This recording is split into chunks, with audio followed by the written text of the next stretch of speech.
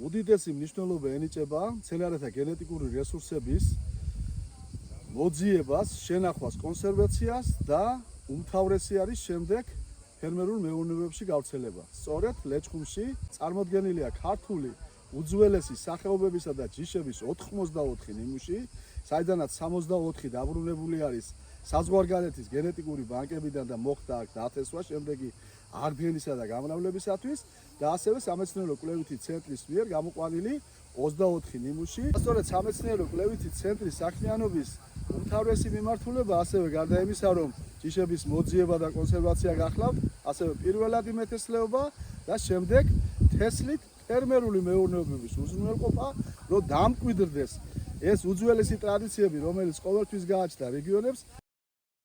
ძალიან დიდი მნიშვნელობა აქვს ტრადიციული ჯიშების შენარჩუნებას სხვადასხვა ფორმით. ერთ-ერთი მნიშვნელოვანი ფორმა ეს არის თესლის სახით მისი კონსერვაცია. ხანგრძლივი შენახვისათვის, მაგრამ ამავდროულად განსაკუთრებით მნიშვნელოვანია ტრადიციული ჯიშების შენარჩუნება ფერმერულ მეურნეობებში, კერძოდ on-farm კონსერვაცია. ხორბლის ეს ტრადიციული ჯიშები ამ ცაგერის მუნიციპალიტეტში თითქმის გამქრალი იყო და არ იყო. ჩვენ ამ პროექტის ფარგლებში პირველი ეტაპი და მნიშვნელოვანი შედეგი არის ის, რომ დავაბრუნეთ იდენტიფიცირებული მორფოლოგიურად დახასიათებული ადგილობრივი ტრადიციული ჯიშები, ენდემური სახეობების სწორედ იმ რეგიონში, სადაც ისინი იქნა წარმოშობილი.